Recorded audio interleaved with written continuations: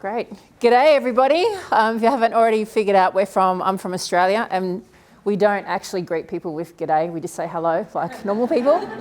I'm here with Gemma as well. Gemma's one of our team members back home, and it was really great hearing Sammy's talk. We hadn't met before this morning, and I hadn't seen Sammy's presentation before just now, but there's so many parallels with what you've said and our experience as well. Just a bit of background around who we are. So I didn't have the conventional, pathway into doing what we do. I own a gym. I'm the founder and CEO of Fitter Futures. We are strength and conditioning and functional movement experts in the youth space. And we also have programs for adults. But the thing that was quite unique about us is the first 3 years that we started, we only coached youth. And as far as I know, we were probably the only gym I'm aware of in the world who only specialised in that.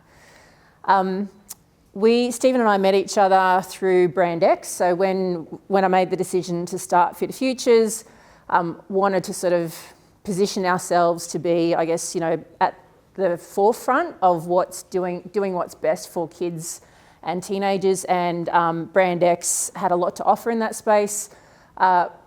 Got a lot of our qualifications and professional development in that arena.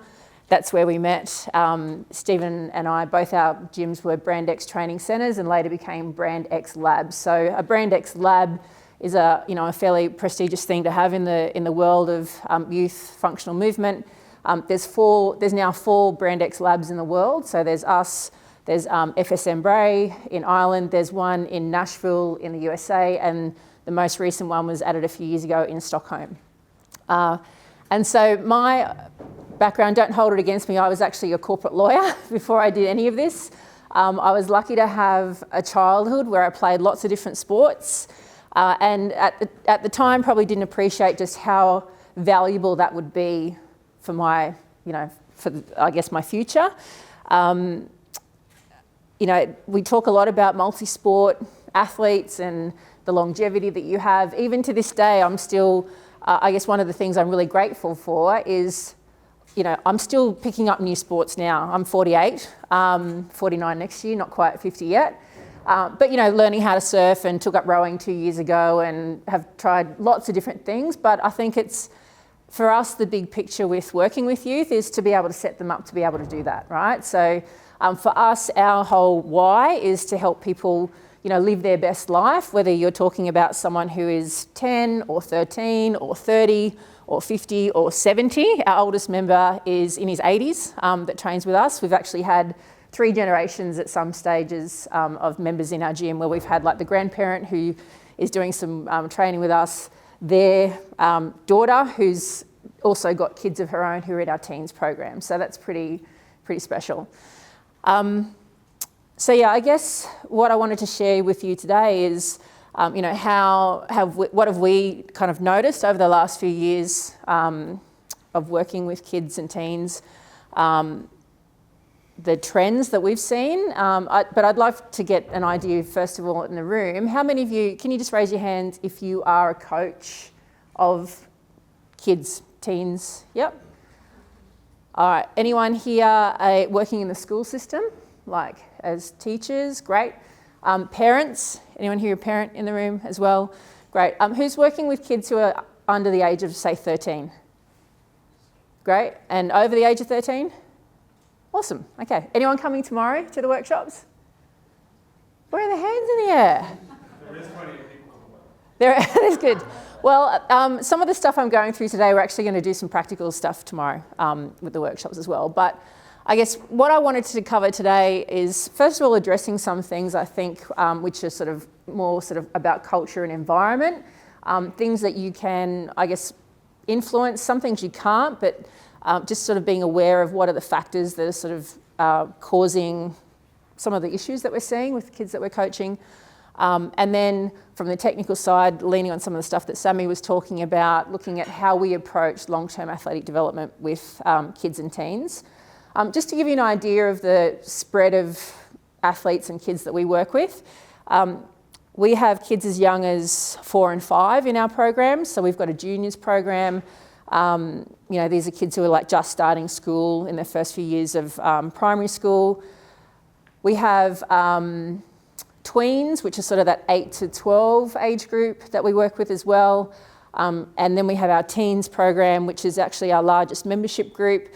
Over a year, we probably coach about 1,000 kids in our programs. And that's not just within our gym. We also are very active we have an athlete academy, so we work with Swimming Queensland.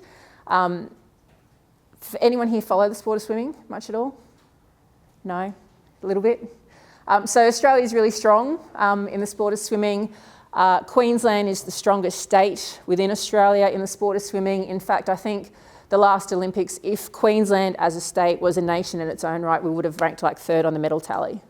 So swimming is a big sport in Australia and even bigger in our state, and we have some of the best swimmers sort of emerging. We've been the youth athletic development partner with Swimming Queensland for the last 6 years, so we're very active in their pathway space, working with their emerging talent around strength and conditioning and sort of working with them with testing and running workshops and things like that.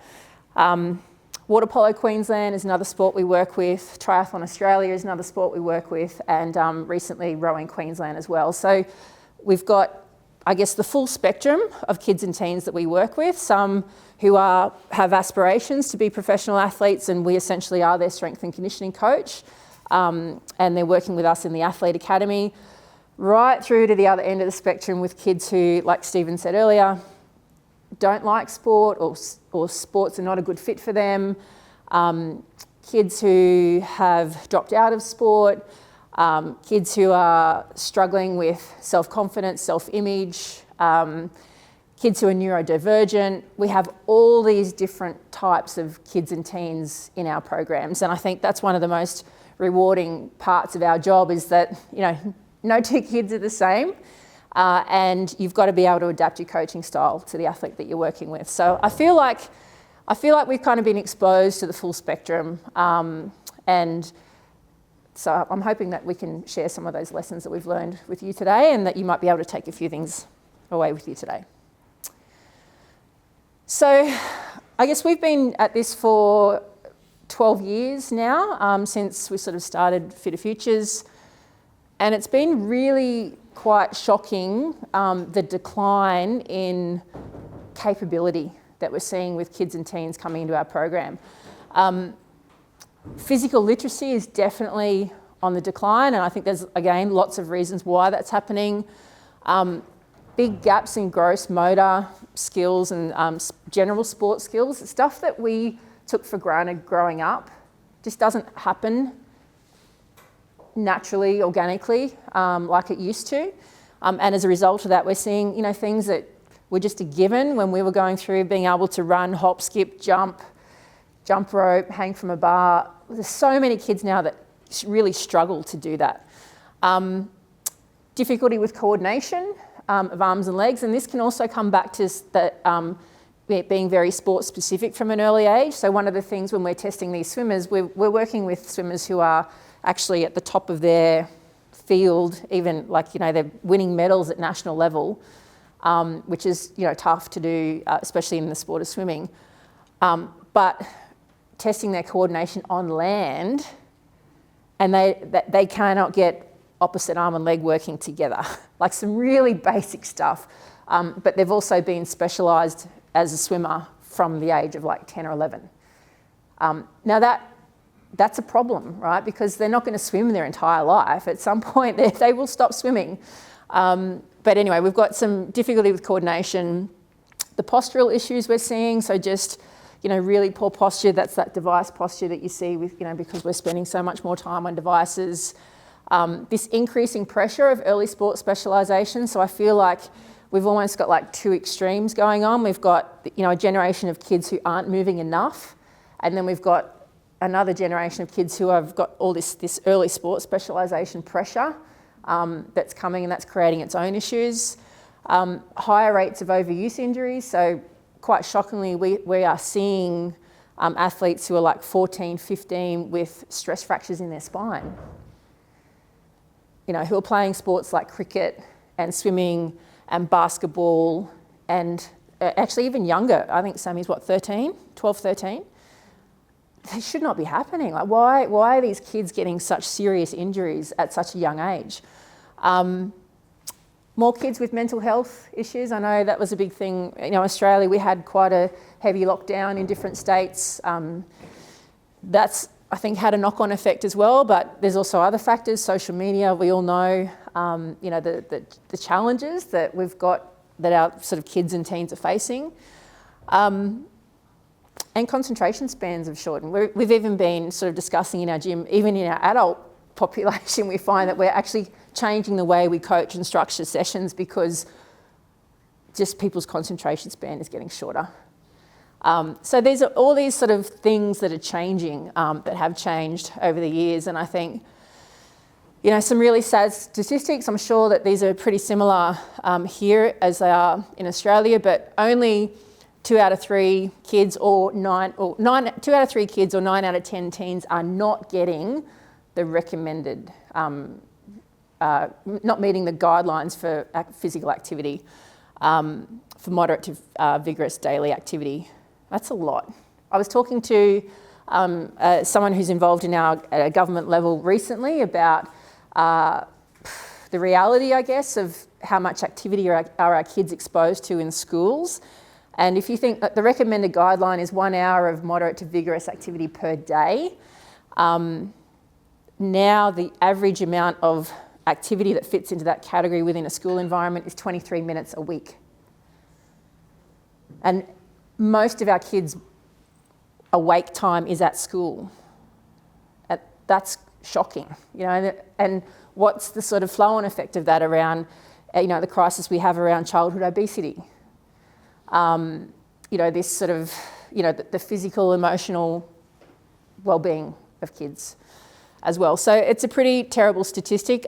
This other one I thought was quite shocking too. In the UK, less than 20% of children aged between 6 and 9 years have mastered these 4 key motor skills. Less than 20%. We're talking about running, jumping, throwing, catching, skipping. Less than 20% of kids can do that now. Interestingly, Sammy's slide about long-term athletic development, the LTAD model, which is as strength and conditioning coaches, it's what we model a lot of our sort of methodologies off. If anyone paid attention in that particular slide, it talked about the bottom half of that table was around physical literacy, and the top half of the table was around learn to train, train to train. When that model was developed, it was assuming that by the age of 12, you've got the physical literacy, that you've got all these foundational motor patterns and that you've got your general sport-specific skills. That ain't happening now. Like we've actually had to modify our teens programs to bring it right back down, like the baseline right back. Things that we were teaching our tweens 10 years ago are now in our teens programs because so many teens can't do the basic things. So I even think even the LTAD model that sort of assumes that we've got, from 12 and upwards, we're in that train to train or learn to train phase. There's not a lot of kids that we're seeing who are actually in that, who are ready for that. They're still got massive gaps in the bottom half of that journey. Other factors at play, the amount of screen time. I found this quite shocking, these statistics here. This is the average daily usage. This is a recent statistic. How much time on average are our kids spending on screens? Worse for boys than girls, but it's still pretty terrible. How do you fit that much time in when you're at school for 6 hours a day as well? So, all these things, more time on screens, less time outdoors, decreased physical play. In Australia, I'm not sure if it's the same here, but even in the playground, there are things that you're not allowed to do anymore. You're not allowed to do cartwheels and handstands and hang on monkey bars because the injury risk is too high. I know of some schools that even have rules about you're not allowed to run on concrete, or you're not allowed to run around before school because there's they're trying to manage space and too many kids and all this sort of thing. So if you arrive at school at 8 o'clock and it's not your day where you're allowed to play, you've actually got to sit until school starts. And then you sit again for another 6 hours. So I think all of these things are contributing. So the billion-dollar question is, how, as coaches, are we going to help these kids and teens find that intrinsic motivation, to want to move and be active, not just now, but for the rest of their life? And I think that's our main responsibility as coaches, is how can we sort of, facilitate that fun and that internal motivation to want to do this and build it into your lifestyle. And that's what we're trying to achieve at Fitter Futures. Okay, so I guess my first message would be, well, kids are not mini adults, and I think a lot of coaches, not just in the S&C space, but generally, who end up with a role to play in coaching kids, whether it's in a sport or whether it's in a gym, a lot of their experience might be based on either their personal experience or they've had experience coaching adults before, and so you kind of like, there's this sort of idea that I'll just sort of take what I've done before and modify it a bit for the kids or the teens I'm working with. But it's actually not what's best for them. As Sammy pointed out, when we're talking about kids and teenagers, they have different needs, not just from a physical stance, but also their, biopsychosocial stance. They learn at different rates. They've got other factors going on, dealing with growth spurts, all sorts of things. So you can't coach them like mini adults. They actually need different things. Their brain is still developing, okay? They have these learning windows. I think there's this massive opportunity where they can learn skills faster. They can learn new, movement patterns quicker. It's kind of like learning a language. If you learn it, not that I actually have ever really learned a language other than English, but it's easier to learn it when you're little, right? You pick it up quicker, it sticks faster. The same can be said for movement. So we've got this amazing opportunity to actually teach them how to do it properly when they're younger, and then that will serve them for the rest of their life. They learn that their strength adaptations happen differently to adults. So there's a lot of neuromuscular adaptation that happens where, a lot of the improvements that you see is because of that brain-muscle connection. And I think of it as like building a highway, like a super highway. They just need a lot of practice, a lot of repetition of good movement, all right, to sort of build that pathway where it becomes that that automaticity starts to happen and they're moving naturally, in a really good way. They're not mini adults, okay? And I think it's really important to recognise that and to understand that there might be things that you don't know about coaching youth or coaching teens that would be really helpful when you're trying to sort of work with that population. I think adolescent, pre-adolescent is like a special population all on its own. Key success factors for working with youth. It's got to be fun, right? Not everybody is great at working with youth. We have a really amazing coaching team, but you'll have coaches who naturally gravitate towards the kids and teens and love it, and the kids love them back, right? Like you always tell the coaches who are really passionate about that sort of thing. Someone who makes a good adult coach won't always make a good youth coach, right? So you've got to find the right people. To work with kids and teenagers.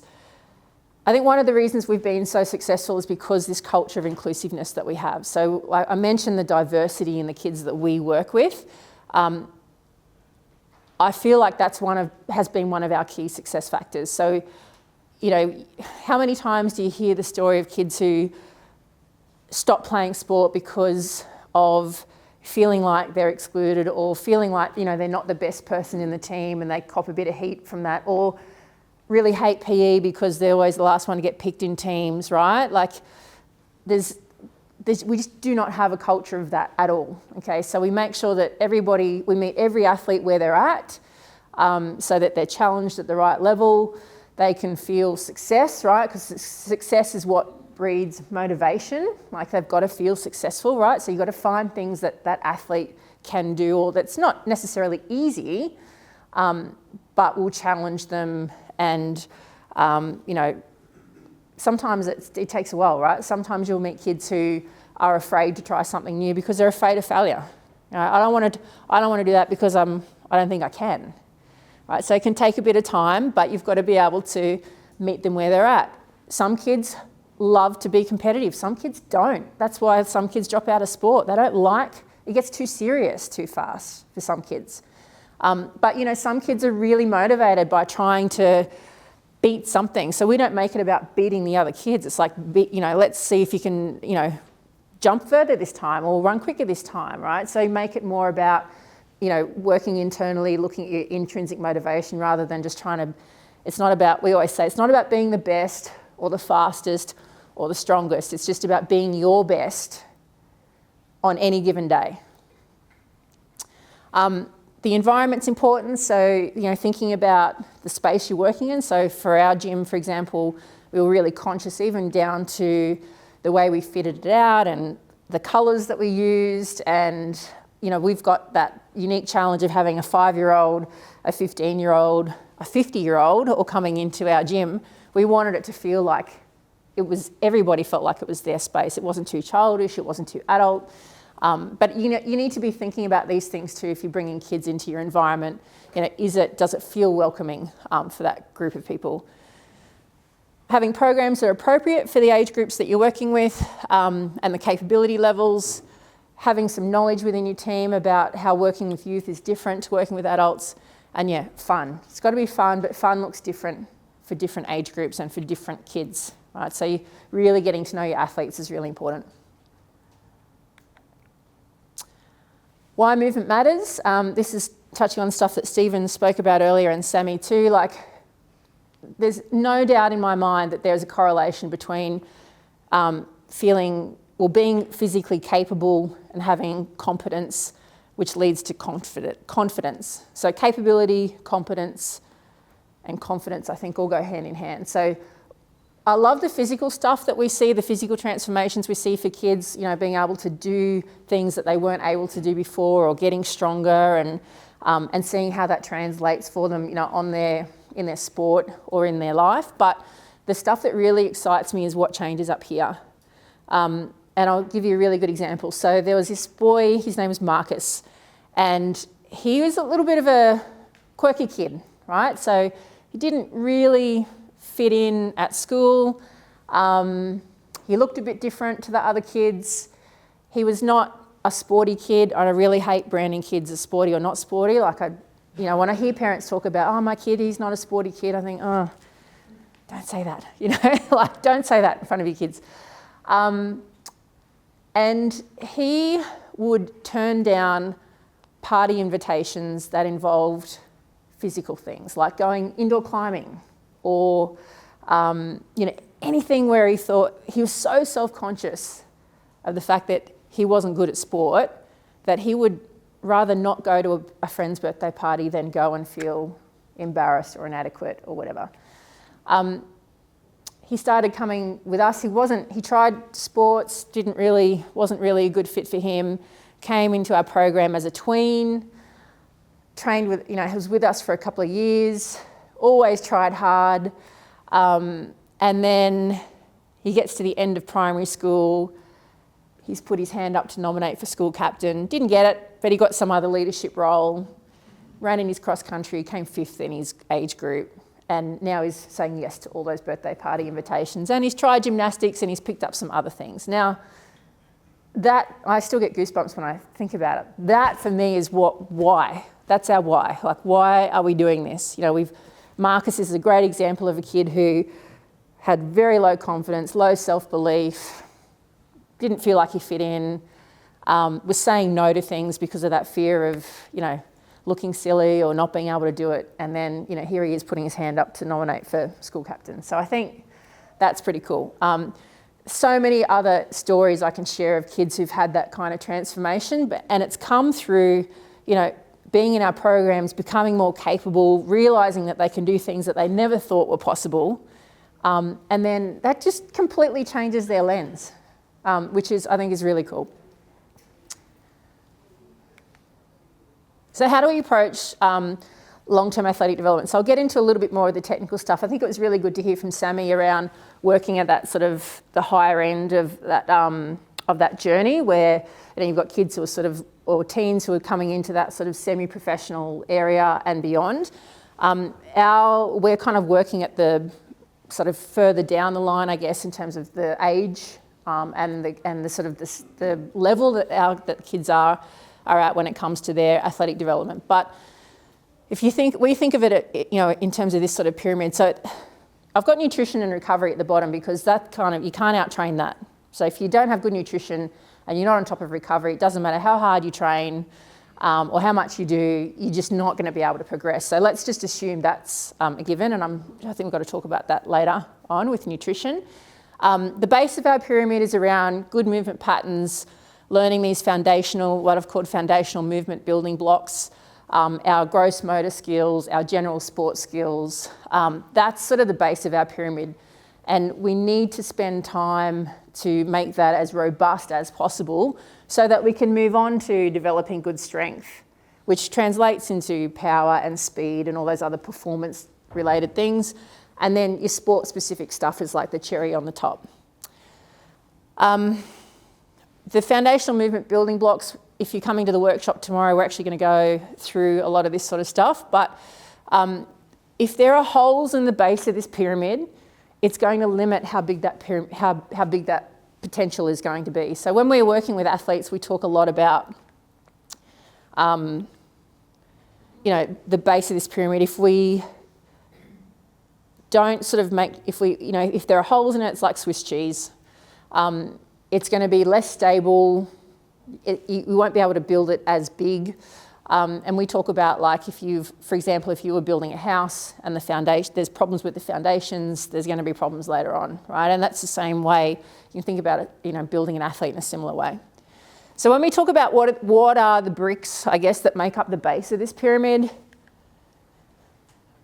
you can sort of think of it in this kind of way. So we've got these foundation patterns, which are kind of like your core building blocks, which most movement is sort of based around. So we've got our squat, our hinge, our lunge, push, pull, core. That's when we're putting together programs, we want to make sure that we're getting sort of, hitting all those kind of movements.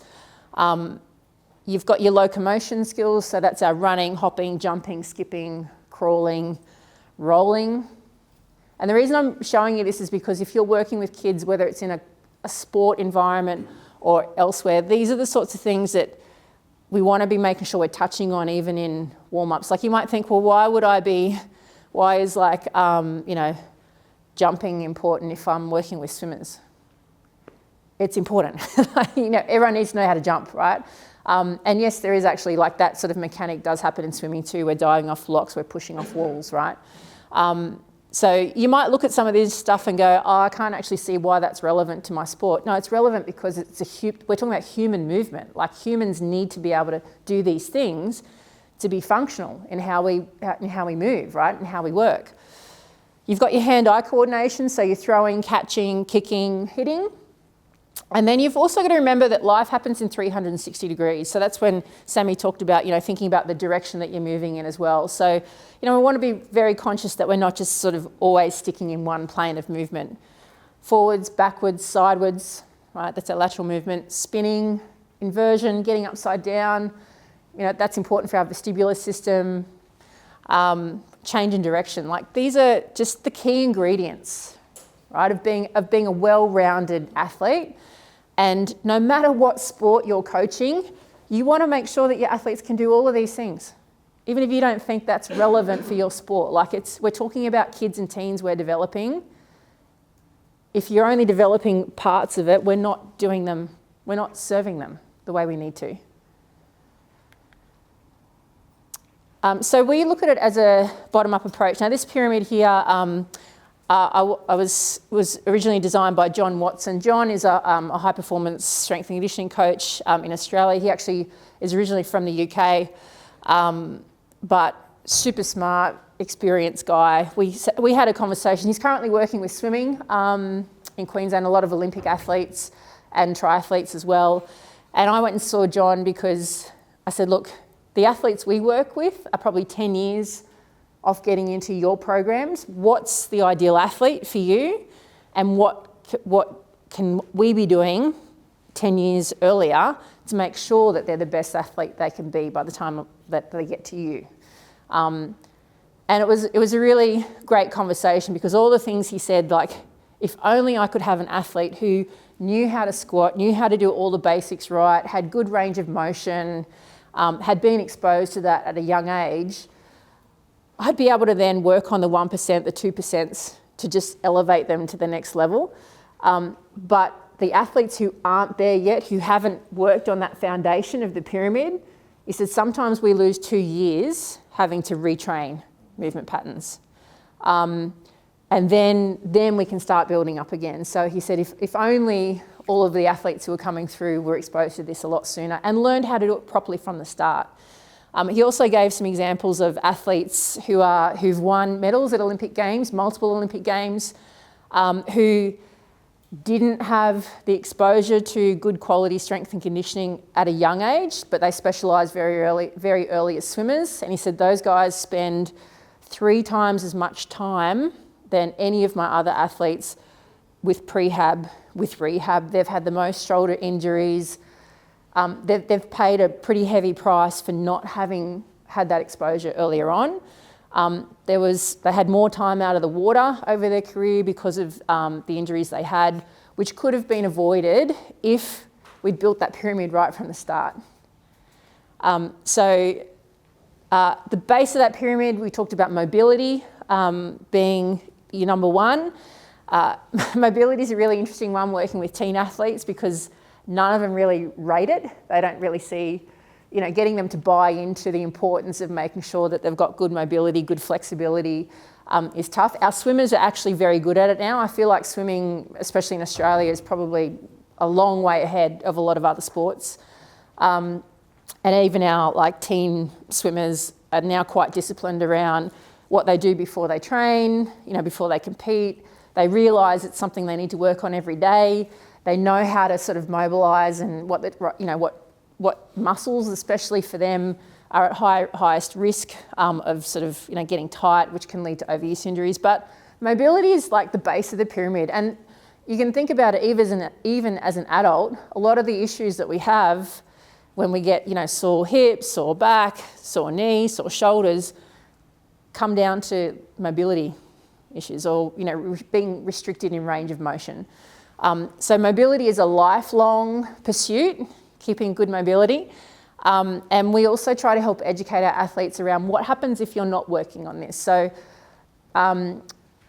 someone who's got, and boys are a really good example, hamstrings, really tight hamstrings, right? So in our experience, it's not to say girls don't have tight hamstrings, but boys typically seems worse. And growth spurts will add to that complexity, but helping them understand, if you're not working on this, if you've got really tight hamstrings, well, what is it going to mean for your ability to run faster? Or what does it mean for your injury risk when, your hamstrings are really short and you're trying to stretch out at maximum, whether that's sort of, running or jumping, how's it going to limit you as an athlete? And when you sort of explain to them, well, if your body is fighting that resistance to even get into good positions, it's going to cost you energy, right? It means you're going to tire faster. You're at a higher chance of getting injured. When they start to understand that, they're like, oh, okay, all right, so maybe I need to put a bit more focus on this sort of thing. But we've got mobility at the bottom. Coordination is the next part, so just making sure that we've got that good neuromuscular control, being able to coordinate left and right sides of the body together, those sorts of things. Capacity is where we sort of want to make sure that you've got that, that really big base of, really big, range of movements that you are competent at. Okay, so capacity is not just about, part of it is about having a good, a really broad spectrum of things you can do, but also, your ability to execute that. So we are starting to build a bit of capacity here with strength, some strength endurance as well.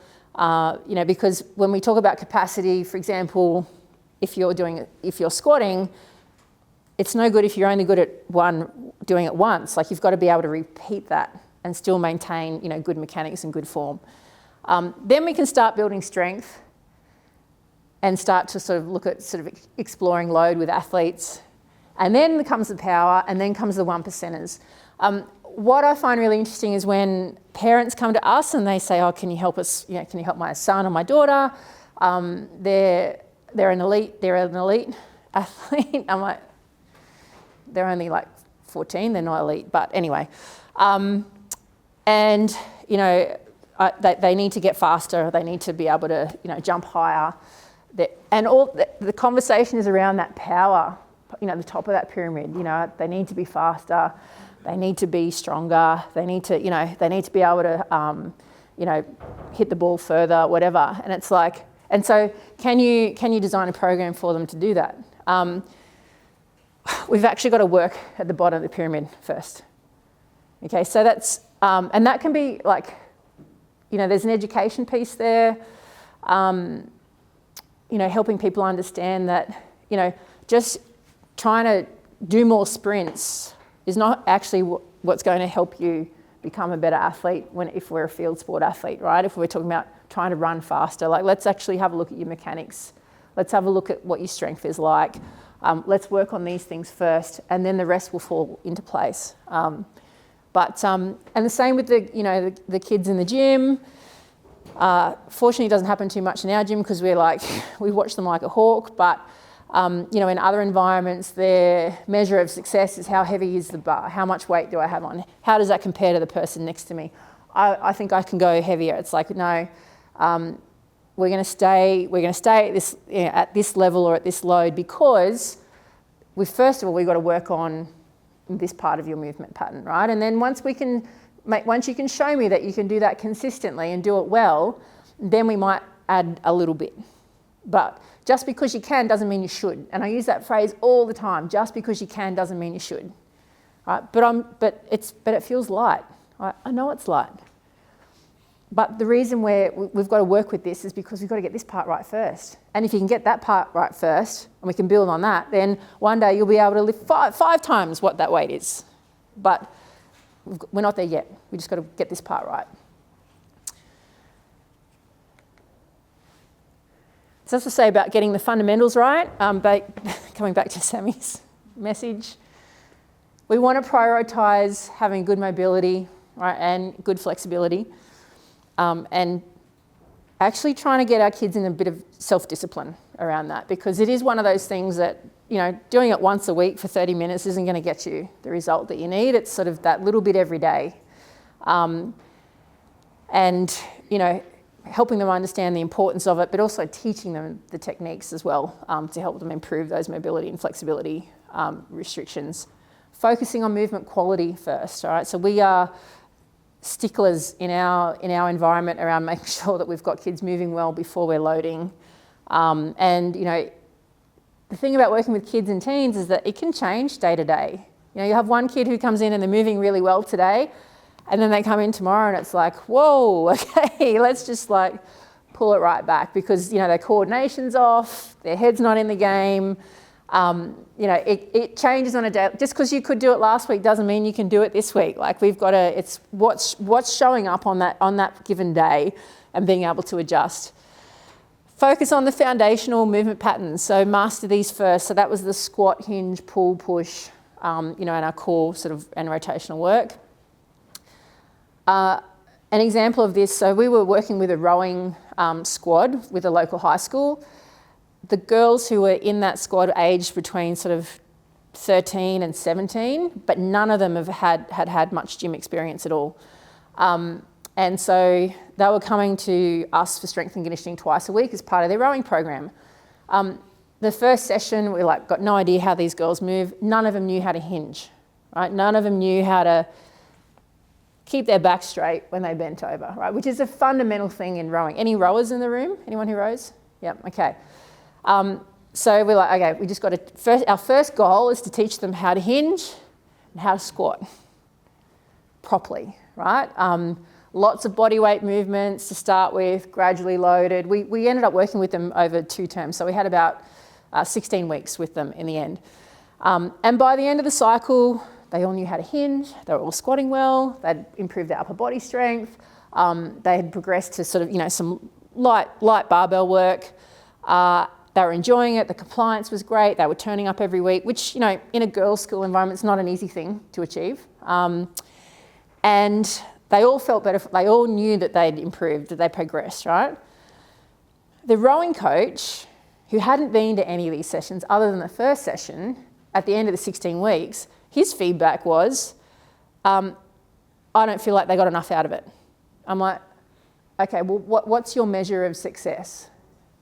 Oh, well, they weren't flogged enough. They weren't doing power cleans. And I'm like, oh my God, you cannot give someone a power clean if they don't know how to squat and they don't know how to hinge. Like, we've got to teach the basics first. It was so frustrating. I'm thinking, oh my gosh, these girls, one, have enjoyed it, want to keep coming back, all feel stronger for it, all know they've made progress, now know how to hinge, know how to squat. I know they're at less risk of getting injured. And here's a rowing coach saying they didn't get enough out of it. Right? So I think that just shows a bit of ignorance around understanding what's important. All right, I got the 5-minute rule. I can't believe I'm there already. All right, so getting the fundamentals right. So if you are coming to the workshop tomorrow, we are going to go over this in a bit more detail, but looking at your coordination, your locomotion, your plyometric work. Now, plyometrics, there's varying degrees of plyometrics, okay, but there are things we can do with young athletes. They all know how to learn. They need to learn how to jump and land safely, off one leg, 2 legs, those sorts of things. The number of kids that cannot jump and land on 2 feet is astonishing. You would be surprised at how you ask a kid to take off and land, just a simple jump and land. See it all the time. It's like, no, like jump off 2 feet, land on 2 feet. It's like basic things, right? But we can influence that. We can train that. If you're going to introduce barbell work, you've got to make sure that they're ready for it, that they've got good movement patterns, starting slow and steady. And I think a really important thing we've noticed, even more important now than ever, is dedicating time in all your sessions working on core strength. Now, if you are performing movements properly, you have to use your core. So dedicating time to core strength doesn't mean you've got to do a ton of sit-ups. That's not what I'm talking about. But there are I think it's worth having some time in your warm-ups and your activations to actually do some core activation work, just because I find kids are so weak through here. And again, it comes down to the amount of time they're spending sitting and not moving around. This is just, I thought I'd share it with you. So ASCA is the Australian Strength and Conditioning Association. These are the guidelines that they've put out for body weight strength in kids and teens in terms of what like a gold standard should look like. One of the things we see sometimes is kids get hung up a little bit too much on how much they could bench, for example, but you ask them to do a push-up and they're not very good at it. Don't know how to hold good position, don't know how to keep their midline strong. Just get those basics right first. So these are sort of like, the gold standard that in Australia our guidelines are saying around, you want to be working towards. So, 40 strict push-ups is not an easy thing to do for a male or 20 for a female, all right? But that's the sort of standard you want to work towards, right? So don't skip over that stuff just to get to the sexy stuff with the barbells and the weights. Like, you need to get this stuff right first. 5 pistols, 1-legged squats. Be interested for you to see how many of your athletes could actually do that. We were just working with the Water Polo Queensland Development Squad. So these are the Queensland level athletes in water polo. Water polo is probably at least 10 years behind, I think, swimming when it comes to incorporating S&C in that youth pathway. I was shocked when we worked with the 16-year-old boys who are big boys. They're pretty strong, you'd think. One of them out of about 30 athletes could actually do a single leg squat to, how some swimming pools have like that little step up before you get onto the blocks? About 1 out of 30 could actually get all the way down to that block and up again on 1 leg, which is shocking. Like, these are, these boys are sort of, we're not talking about 12-year-olds. These are like 16, 17, they're all in the gym. I said, how many of you are like actually in the gym doing some, and they all put their hand up. I said, well, you really need to have a look at what you're doing with your lower body strength, because one of you, 1 out of 30, was able to squat their body weight on one leg. Oh, I can squat like 130, 150 kilos. I'm like, I bet you can't do it full range. And I bet you're not doing it well. And these are the the body weight, the positions I was talking about. So that single leg, you can see that pistol squat there. So that's someone getting, the hips below knee. In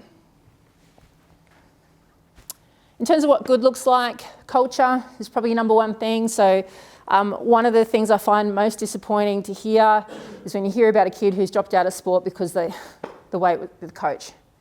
It wasn't fun, or the coach was too serious, or the coach said things to the kids which didn't motivate them, right? And they dropped out of sport. For me, that's heartbreaking. I hear that and I think, we failed them. We need, our first job as a coach is to make it enjoyable for these kids so they want to keep playing. Supervision's important. If you are coaching kids who are loading in the gym, don't assume that they're doing it right, or that they're looking after themselves, or even that they've got their weight selection right. You have to be on top of it. You cannot afford to take your eye off the ball. It's too easy for things to go wrong. And the last thing we want them doing is practicing poor movement, because that's just going to send them backwards. Well-designed programs, make sure you're modifying movements to meet the athlete where they're at. Okay, so if you see someone struggling to hold a good position, if they're doing even something as simple as a push-up, you've got to find a way to modify it so they can learn how to do it in a movement pattern that's good. Might mean that they've got to go to an incline, put their hands on a bench or a table or something like that. But don't allow poor movement patterns to happen in your presence, because you're just reinforcing a negative pattern that's not going to help them, okay? I laughed that you had a Spider-Man. Kidding, a Spider-Man? I've got Spider-Man too.